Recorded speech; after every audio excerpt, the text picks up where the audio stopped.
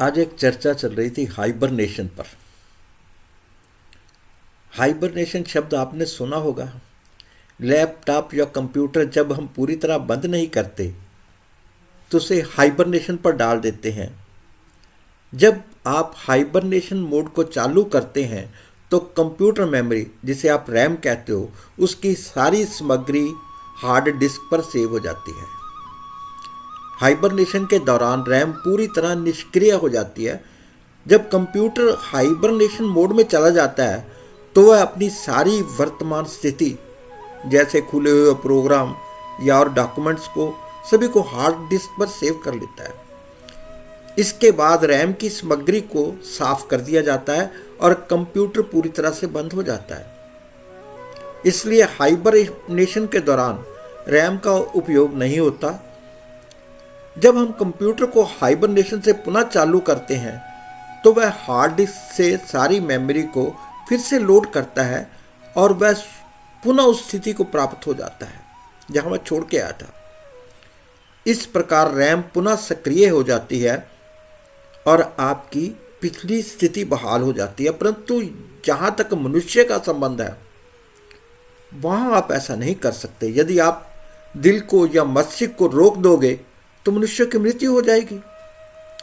Hibernation में computer पूरी तरह बंद हो जाता है और कार्य स्थिति हार्ड डिस्क पर सेव होती है, जैसे मैंने पहले कहा, और फिर इससे बिजली की खपत बिल्कुल नहीं होती।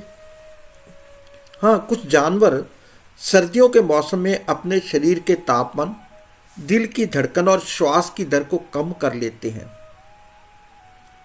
ये उन्हें ठंड के मौसम में ऊर्जा बचाने और बिना भोजन के जीवित रहने में मदद करता है। हाइबरनेशन के दौरान जानवर एक प्रकार की गहरी नींद में चले जाते हैं और उनके शारीरिक क्रियाएं न्यूनतम हो जाती हैं। उदाहरण के लिए आप भालू ले सकते हो, गिलहरी ले सकते हो और चमगादड़। ये हाइबरनेशन करने वाले जानवरों में शामिल होते हैं। हाइबरनेशन उनके लिए एक प्राकृतिक प्रक्रिया है, उनके लिए एक नेचुरल है। इस प्रक्रिया का मुख्य उद्देश्य ऊर्जा की बचत करना और विपरीत परिस्थितियों में जीवित रहना है। हाइबरनेशन करने वाले जानवर अपने शरीर का तापमान कम कर देते हैं, जिससे उन्हें ठंड का सामना करने में मदद मिलती है। हाइबरनेशन के दौरान शरीर की ऊर्जा कम खर्च होती है, जैसे कंप्यूटर की ऊर्जा नहीं खर्च होती। जो जानवर हाइबरनेशन पर जाते हैं, जाने से पहले वह जानवर अधिक भोजन करते हैं और शरीर में फैट जमा कर लेते हैं। हाइबरनेशन के दौरान उनकी सांस और दिल की धड़कन धीमी हो जाती है और उनके शरीर का तापमान सामान्य से बहुत कम हो जाता है और वह गहरी नींद में चले जाते हैं और कुछ महीनों तक सोए रहते हैं। जैसे कि भालू अपने शरीर में बड़ी मात्रा में फैट जमा करता है और सर्दियों में गहरी नींद में सोता है। गिलहरी भी ऐसे करती है। चमगादड़ अपने शरीर का तापमान बहुत कम कर लेती है और गुफाओं में या पेड़ों में हाइबरनेट करती है। जहाँ तक मनुष्य की बात है, इनमें हाइबरनेशन जैसी कोई स्पष्ट प्राकृतिक प्रक्रिया नहीं होती, लेकिन ठंडे मौसम में आराम करने की प्रवृत्ति देखी जा सकती है। मनुष्यों में हाइबरनेशन जैसी प्रक्रिया फिलहाल संभव दिखाई भी नहीं देती। हालांकि वैज्ञानिक और चिकित्सक शोधकर्ता इस संभावना की जांच कर रहे हैं कि क्या मानव शरीर को हाइबरनेशन जैसी स्थिति में डाला जा सकता है। विशेष रूप से अंतरिक्ष यात्रा या गहन चिकित्सा के समय इसका बहुत लाभ हो सकता है।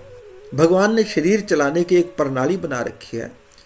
जब हम हाइबरनेशन की बात करते हैं तो उसमें छेड़छाड़ की बात करते हैं। क्या यह संभव है? जहां तक मेरा विचार है, मैं योग निद्रा करता हूं या मेडिटेशन करता हूं तो ऐसे लगता है मैं हाइबरनेशन के मोड में जाता हूं, क्योंकि उसके बाद जो ऊर्जा मिलती है वह जीवन के लिए सुखदायी होती है। मन की एकाग्रता बढ़ाती है, जिसके कारण कार्य करने की क्षमता बढ़ती है। श्रीमद् भागवत गीता में भगवान श्री कृष्ण ने अर्जुन को ध्यान योग का उपदेश दिया है। गीता के 6वें अध्याय में ध्यान योग के महत्व और विधियों का वर्णन किया गया है। ध्यान के माध्यम से मन की शांति और आत्म साक्षात्कार प्राप्त किया जा सकता है। ध्यान के माध्यम से चित्त की वृत्तियों को नियंत्रित किया जा सकता है। और इस सब कुछ से भी हमें ऊर्जा प्राप्त होती है। और जहाँ तक मैं सोचता हूँ ये एक किस्म से हाइबरनेशन ही है, और क्या है। जय श्री राम।